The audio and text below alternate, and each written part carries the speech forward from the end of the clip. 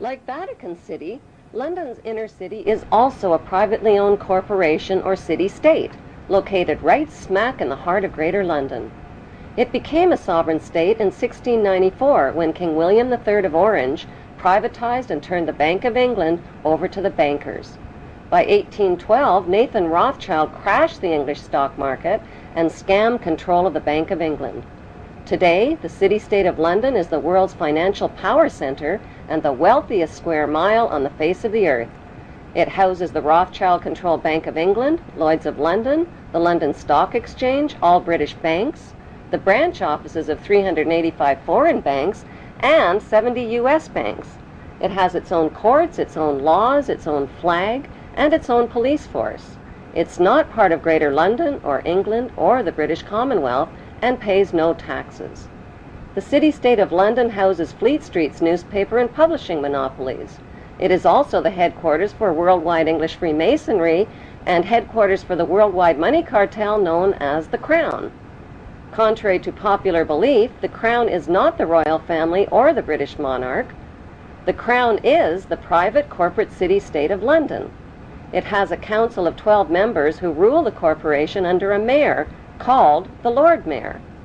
The Lord Mayor and his 12-member council serve as proxies or representatives who sit in for 13 of the world's wealthiest, most powerful banking families. This ring of 13 ruling families includes the Rothschild family, the Warburg family, the Oppenheimer family, and the Schiff family. These families and their descendants run the Crown Corporation of London. The Crown Corporation holds the title to worldwide Crown land in Crown colonies like Canada, Australia, and New Zealand. The British Parliament and the British Prime Minister serve as a public front for the hidden power of these ruling Crown families. Like the city-state of London and the Vatican, a third city-state was officially created in 1982. That city-state is called the District of Columbia and is located on 10 square miles of land in the heart of Washington. The District of Columbia flies its own flag and has its own independent constitution. Although geographically separate, the city-states of London, the Vatican, and the District of Columbia are one interlocking empire called Empire of the City. The flag of Washington's District of Columbia has 3 red stars, one for each city-state in the 3-city empire.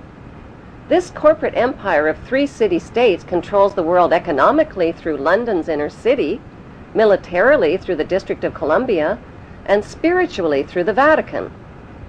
The Constitution for the District of Columbia operates under a tyrannical Roman law known as Lex Fori, which bears no resemblance to the U.S. Constitution. When Congress passed the Act of 1871, it created a separate corporate government for the District of Columbia. This treasonous act allowed the District of Columbia to operate as a corporation outside the original Constitution of the United States and outside of the best interests of American citizens. A sobering study of the signed treaties and charters between Britain and the United States exposes a shocking truth. The United States has always been, and still is, a British Crown colony. King James I was famous not for just changing the Bible into the King James Version, but for signing the First Charter of Virginia in 1606. That charter granted America's British forefathers a license to settle and colonize America. The charter also guaranteed that future kings and queens of England would have sovereign authority over all the citizens and colonized land in America stolen from the Indians. After America declared its independence from Great Britain, the Treaty of 1783 was signed. That treaty specifically identifies the King of England as the Prince of the United States and contradicts the belief that America won the War of Independence. Although King George III of England gave up most of his claims over his American colonies, he kept his right to continue receiving payment for his business venture of colonizing America. If America had really won the War of Independence, they would never have agreed to pay debts and reparations to the King of England. When Congress passed the 13th Amendment to the Constitution, the U.S. President was made subservient to the King of England. The 13th Amendment is called the Title of Nobility Amendment and forbids U.S. presidents and their officials from using royal titles like king or prince or baron. For some mysterious reason, the 13th Amendment, which was ratified in 1810, no longer appears on current copies of the Constitution. America's blood-soaked War of Independence against the British bankrupted America and turned its citizens into permanent debt slaves of the king. In the War of 1812, the British torched and burned to the ground the White House and all U.S. government buildings, and destroyed ratification records of the U.S. Constitution.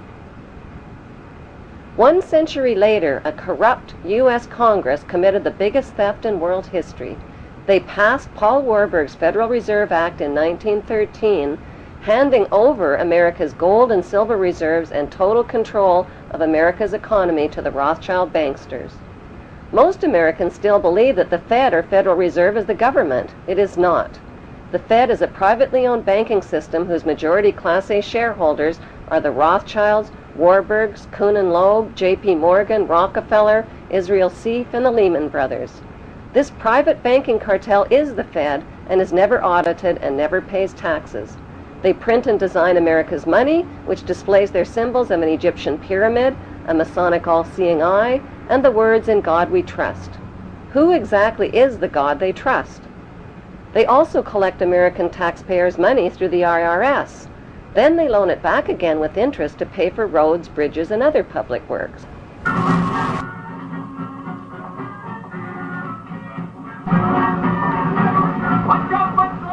American presidents are handpicked and financed by these special interest power groups. Like George W. Bush, John Forbes Kerry, whose initials are JFK, is a member of Yale University's Skull and Bones Brotherhood. The Forbes part of John Kerry's name identifies his descendancy from Captain Robert Bennett Forbes, who was a drug runner for the Rothschilds' opium drug trade with China in the 1800s. Most U.S. citizens believe that the United States is a country and that the president is the most powerful man on earth. The United States is not a country. It is a corporation, and the president is president of the corporation of the United States. He and his elected officials work for the corporation, not for the American people. Since the United States is a corporation, who owns the corporation of the United States? Like Canada and Australia, whose leaders are prime ministers of the Queen, and whose land is called Crown Land, the United States is just another crown colony.